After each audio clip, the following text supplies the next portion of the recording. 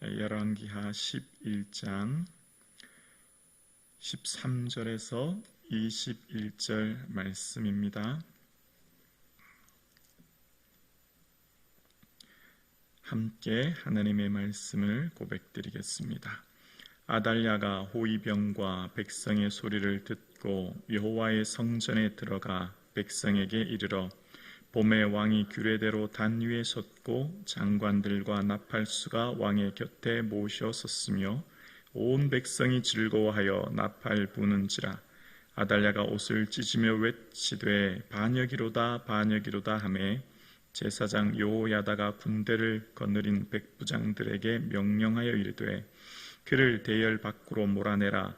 그를 따르는 자는 모두 칼로 죽이라 하니 제사장의 이 말은 여호와의 성전에서는 그를 죽이지 말라 함이라.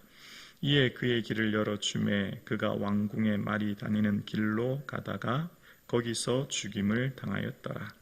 여호야다가 왕과 백성에게 여호와의 언약을 맺어 여호와의 백성이 되게 하고 왕과 백성 사이에도 언약을 세우게 하매 온 백성이 바알의 신당으로 가서 그 신당을 허물고 그 제단들과 우상들을 철저히 깨뜨리고 그 제단 앞에서 바알의 제사장 맏단을 죽이니라.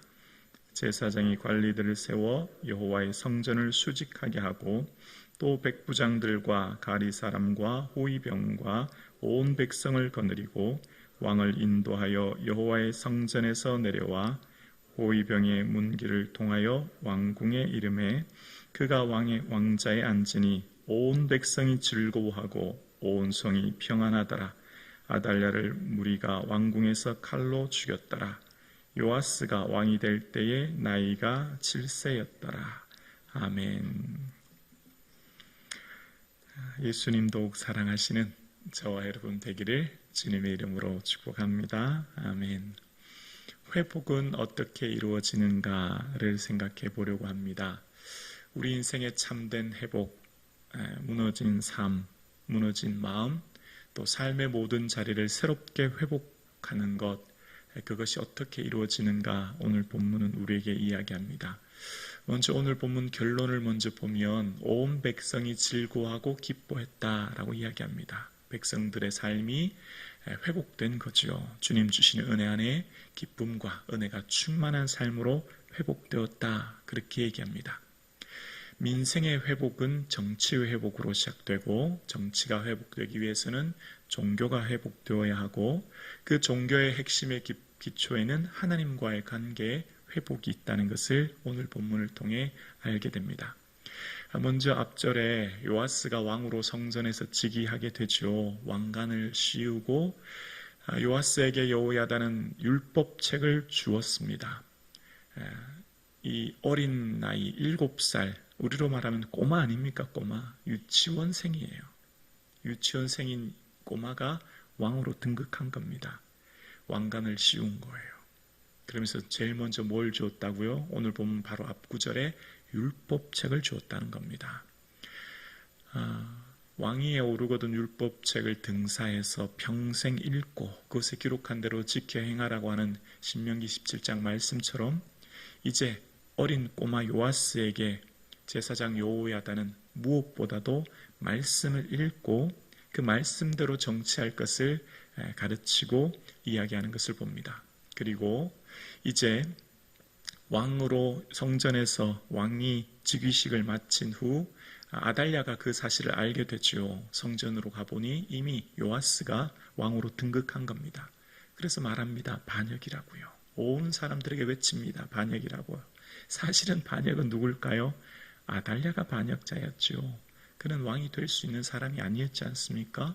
어떻게 손자들을 잔인하게 죽이고 왕이 된 겁니다. 그런 그가 반역이라고 외쳤을 때 이제 제사장 여호야다는 성전에서는 그를 죽이지 못하게 하고 말에 가는 길로 가게 하고 그를 죽게 하는 것이 이제 오늘 본문에 나옵니다. 이제 정적이 제거되었습니다. 이제 모든 그를 따르는 사람들 일당도 다 제거되었고 모든 정치적인 정적이 제거되었습니다. 그러면 제일 먼저 뭘 해야 될까요? 일반적으로 대통령도 취임식을 하게 되면 취임식 전에 일반적으로 인선을 하지 않습니까? 내각을 조직해서 중요한 사람들을 세우지 않습니까? 장차관을 비롯해서 또 외교적인 문제부터 모든 정책적인 비전을 제시하지 않습니까? 중요한 것들은 사람을 세우는 것, 비전을 제시하는 것, 그리고 군사 정치적인 일들을 먼저 개선하는 많은 일들이 있을 텐데, 오늘 16절과 17절 사이, 그러니까 16절에는 완전히 모든 정적이 제거되어서 해야 될 가장 우선순위가 뭔가를 우리에게 이야기하는데요. 17절 볼까요? 17절에 이렇게 얘기하죠. 여호야다가 왕과 백성에게 여호와의 언약을 맺어 여호와의 백성이 되게 하고 라고 이야기합니다. 여호와의 백성이 되게 하고. 자, 오늘 본문 앞달라까지는 다윗의 언약이 얼마나 신실한가를 보여준 거예요. 다윗의 언약은 하나님께서 다윗과 언약을 맺으셔서 하나님께서 지키시는 백성, 하나님이 얼마나 신실하게 보호해 주시는지, 아달랴의 복종으로부터 하나님께서는 그 요아스를 보호하심으로 다윗의 등불이 꺼지지 않게 하시는 하나님께서 다윗과 맺은 하나님의 언약, 얼마나 신실하게 이루어진가를 보여주었다면, 오늘 이 본문에 쓰여졌던 언약이라고 하는 하베리트라고 하는 언약은 모세와 세운 언약을 이야기하는 거예요. 그래서 모세와 세운 언약은 어떤 것이냐면, 우리가 하나님 앞에 어떻게 행해야 될지, 그러니까 하나님께서 모세와 맺은 언약의 중요한 기초는 우리가 하나님 앞에 어떻게 그 언약을 행해야 될지, 그러면 하나님께서 우리를 어떻게 인도해 주시는지를 이야기하시거든요. 자막 한번 보여주실래요? 하나님께서 세우신 모세 언약은 출애굽기 19장 5절 이하에 이렇게 말씀하세요. 세계가 다 내게 속하였나니 너희가 내 말을 잘 듣고 내 언약을 지키면 너희는 모든 민족 중에서 어떻게 해요? 내 소유가 되겠고. 6절이요. 너희가 내게 대하여 제사장 나라가 되며 거룩한 백성이 되리라. 너는 이 말을 이스라엘 자손에게 전할지니라. 온 세계 모든 것 다 내 거다. 얘들아, 온 우주 만물은 내가 통치하고 다스리며 다 내 소유야.